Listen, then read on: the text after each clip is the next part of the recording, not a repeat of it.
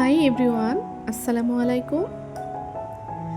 আশা করি দেশ এবং দেশের বাইরে যে যেখান থেকে আমার ভিডিওটি দেখছেন সবাই অনেক অনেক অনেক ভালো আছেন। সকাল থেকে ভিডিওটা শুরু করলাম। আজ বেশ রোদ বাহিরে।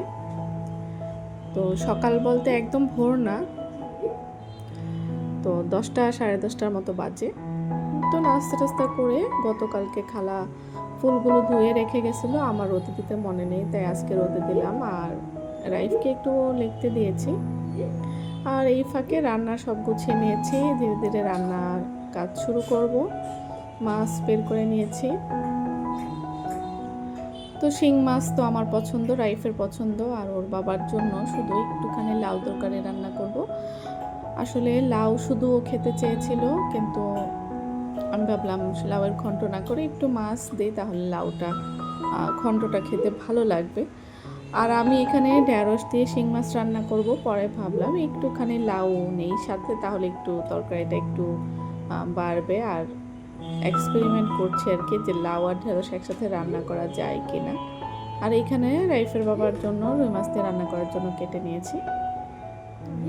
সচরাচর ও লাউ ঘন্ট খেতে চায়, কিন্তু আমার হচ্ছে মাছ ছাড়া বা শুধু ডাল ছাড়া শুধু লাউ খুব একটা আমার ভালো লাগে না। তো আমি বললাম যে শুধু লাউ ঘন্ট তোমার জন্য করব না, একটু মাছ দিয়েই করি। বললো যে ঠিক আছে, তোমার যেটা ইচ্ছা। আর এমনিতে তো মাংস রান্না করা আমার থাকেই সবসময় বাসায়।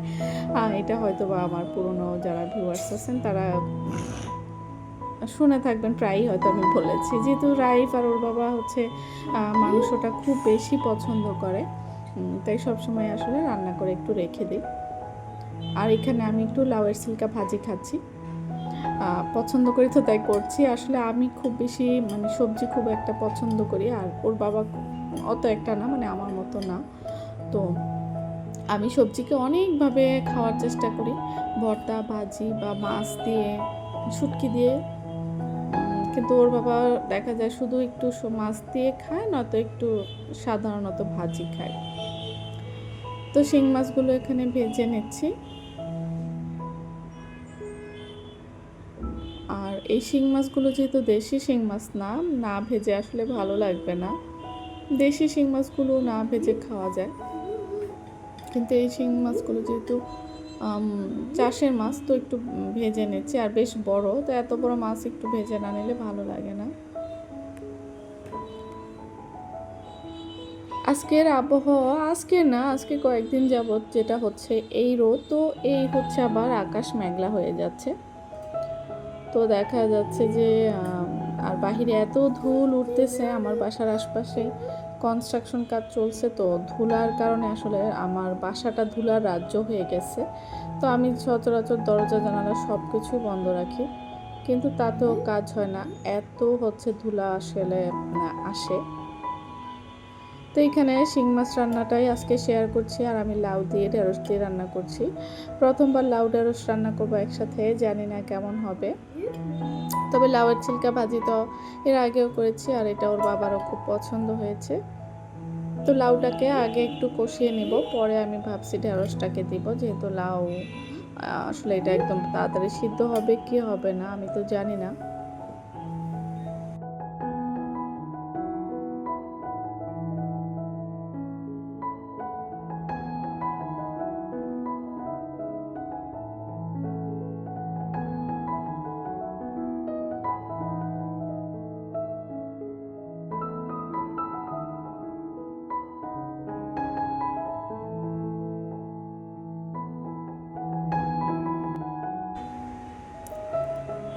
লাউটা কষাতে কষাতে দেখলাম ভালো সিদ্ধ হয়ে গেছে। নর্মালি লাউ দিয়ে শিং মাছও আমার খুব ভালো লাগে, তবে যেহেতু অল্প একটু ঢেঁড়সও আছে আর লাউও আছে, তো ভাবলাম একসাথে এই রান্না করে ফেলি। আর এই তরকারিটা আবার রাইফও পছন্দ করে, শিং মাছটাও খুব পছন্দ করে। তো মা ছেলের জন্য একটু বেশি করেই রান্না করে ফেললাম। তো বাহিরের আবহাওয়াটা দেখলেন তখন কীরকম রোদ, তো এখন কিন্তু আকাশটা আবার একটু ঝিরে ঝিরে বৃষ্টি হবে, এরকম একটা অবস্থা। তো যেহেতু একটু ঝোল ঝোল রাখবো, তাই হচ্ছে এই পর্যায়ে মাছটা দিয়ে দিচ্ছি। আর শিং মাছ কিন্তু একটু ঝোল ঝোল খেলে খুব ভালো লাগে।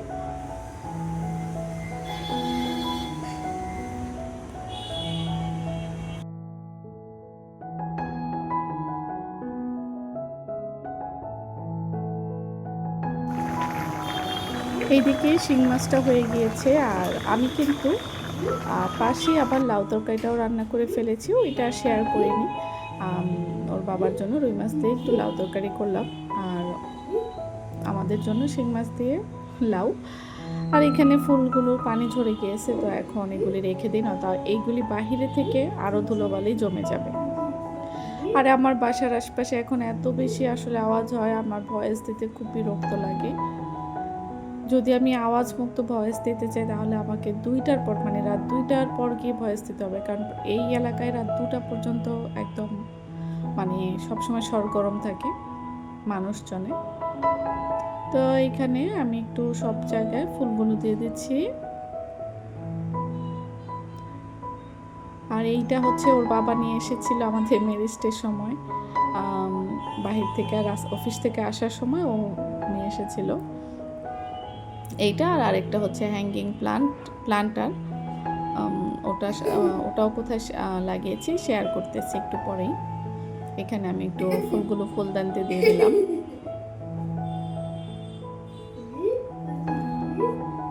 আর বাসা বললাম তো যে এত বেশি ধুলা হয় যে ফুলও কয়েকদিন পর পর আসলে নোংরা হয়ে যায়। আবার এইগুলোর পানি দিয়ে ধুতে গেলেও কিন্তু ফুলের সেই একটা কালার আগের মতো থাকে না।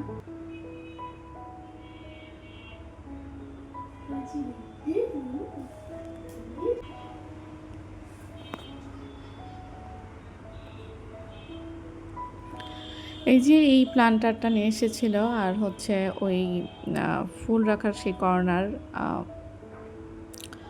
ঝুড়িটা বা কী বলে ওইটাকে, যাই হোক এই দুটো একসাথেও নিয়ে এসেছিলো। তো এটা এখানেটা নিয়ে আমি একটু পাতা ছিল কয়েকটা আমার আর্টিফিশিয়াল, ওগুলো দিয়ে দিয়েছি। আর এটা গতকাল নিয়ে এসেছে পাখির বাসা, অনেক দিন থেকেই বাবুই পাখির বাসাটা আমি অনলাইনে কিনতে চাচ্ছি। তো ওর বাবা হচ্ছে অফিস থেকে আসার সময় দেখে ওর পছন্দ হয়েছে, তো নিয়ে এসেছে। তো আমি বললাম তুমি তো এইগুলি যেহেতু নিয়ে আসছো, আমার জন্য আরও কিছু নিয়ে এসো, কারণ অনলাইনে কিন্তু অনেক বেশি এক্সপেন্সিভ। যদি এটা বাহির থেকে নেওয়া হয় অনেক কমই কিন্তু পাওয়া যায়। তো খুব ভালো লাগছে আমার এই হোম ডেকোর আইটেমটা। তো আপনাদের সাথে কথা বলতে বলতে আমি কিন্তু ভিডিওর একদম শেষ প্রান্তে। আর এখানে ওর বাবা আমার জন্য রাতে একটু রসমালাই এনেছিল, তো আমি আসলে আর কোনো অপেক্ষা কারো না করে খাওয়া শুরু করেছি, আমার এতটাই পছন্দ রসমালাই। তো এই ছিল আজকের ভিডিও, সবাই ভালো থাকুন, সুস্থ থাকুন, আল্লাহ হাফিজ।